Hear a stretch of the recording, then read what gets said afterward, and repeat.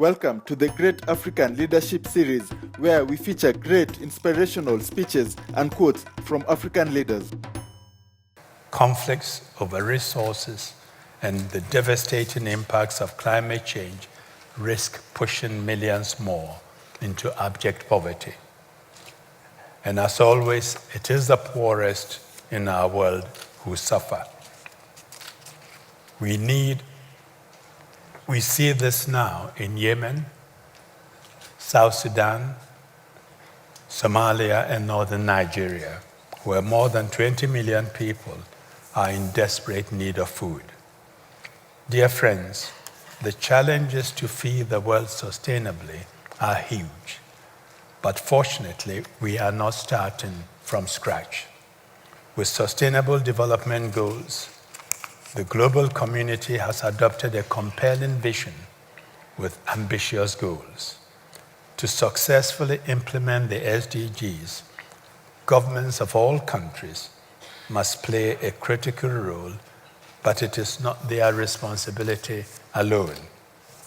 Fulfilling these ambitions requires the unprecedented effort by all sectors of society, and business, and I repeat, business must be at the heart of this endeavor. The expectations are high, and so are the opportunities. Across the world, an increasing number of businesses are already looking beyond short-term profit to create value through sustainable solutions for society. Such decisions are not simply motivated by altruism, but rather by clear understanding that social risks are detrimental to the bottom line.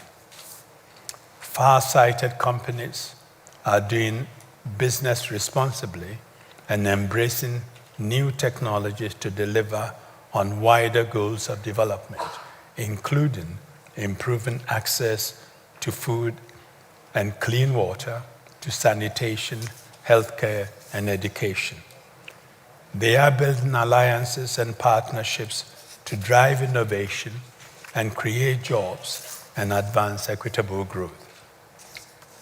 Today, I would like to highlight 5 priority areas where I believe we need to reshape agriculture and food systems to better feed the world and deliver sustainable development. First, we need greater investment, particularly in developing countries where the need and potential for increasing agricultural productivity and production are the greatest. This would help feed populations sustainably while creating jobs and incomes across rural areas, particularly for the young people and women. One example of this is in Africa, where over the last decade, countries have started to put greater emphasis on investment in agriculture and supporting policies and regulations. Indeed, history shows that increasing agricultural productivity is a critical driver for economic transformation and social development. Second, we must make sure that smallholder farmers, who produce nearly 70% of all the food consumed worldwide, are at the heart of these efforts. Government and private sector can and must form innovative partnerships with farmers' organizations and smallholders, providing access to better seeds, sustainable farming techniques, and modern technologies.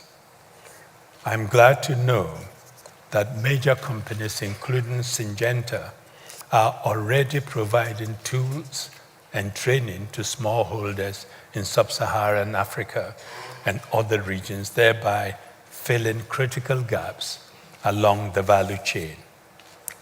It is crucial that bigger corporations share market access, financing, and knowledge with small farmers and local agribusinesses.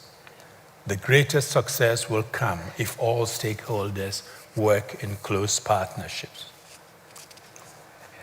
It is for this reason that my foundation, the Koffi Annan Foundation, is working with African leaders from various sectors in an effort to turn smallholders into agro-entrepreneurs and subsistence farms into profitable businesses. Third, we must ensure that agriculture and food systems become nutrition smart, because it is not enough. It is not just about the food we grow, it is also about the type of food we consume. After all, we are what we eat. Evidence shows that nutrition is crucial for economic growth, as better nourished populations are more productive.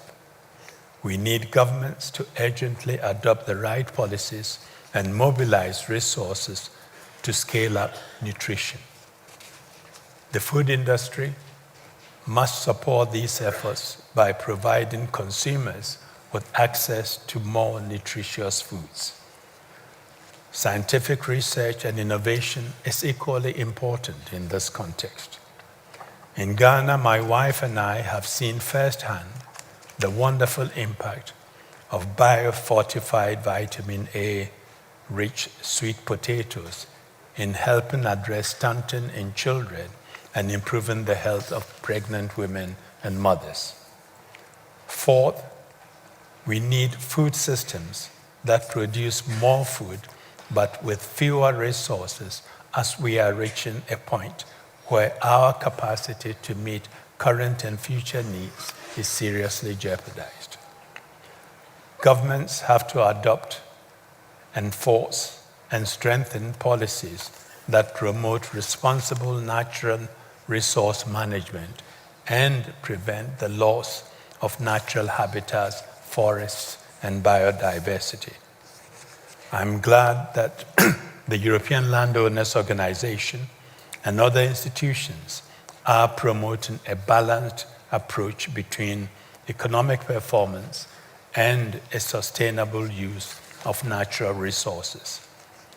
It is crucial that businesses source, process, and manage resources efficiently to meet growing demand while preserving our environment and climate. This must include responsible water stewardship, striving for zero waste, and using energy resources more sustainably. Fifth and finally, we must seize this moment to push for climate-smart agriculture and food systems. Cutting down agriculture's climate footprint and shifting towards renewable energy sources will not only help avert climate catastrophe, but also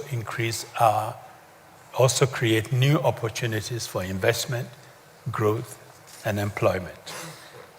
At the same time, we need to strengthen farmers' resilience to climate-related shocks, including through weather information systems and crop insurance programs.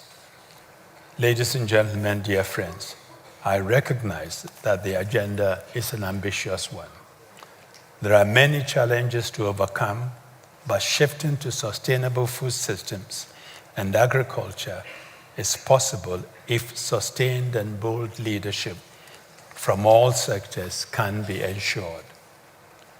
We have the expertise, the technologies, and the evidence needed to succeed.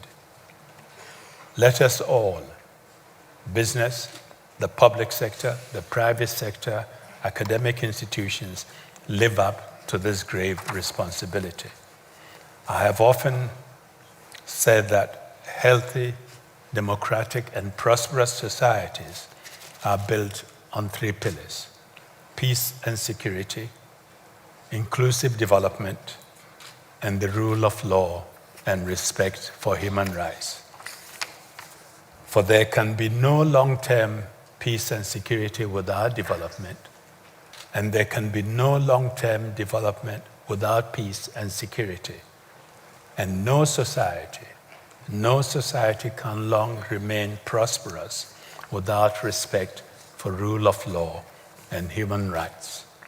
So let us turn aspirations into action and build a food-secure, sustainable, and prosperous world founded on these pillars of progress. Thank you very much. Thank you, Koffi. And share this video with friends and family to support the channel.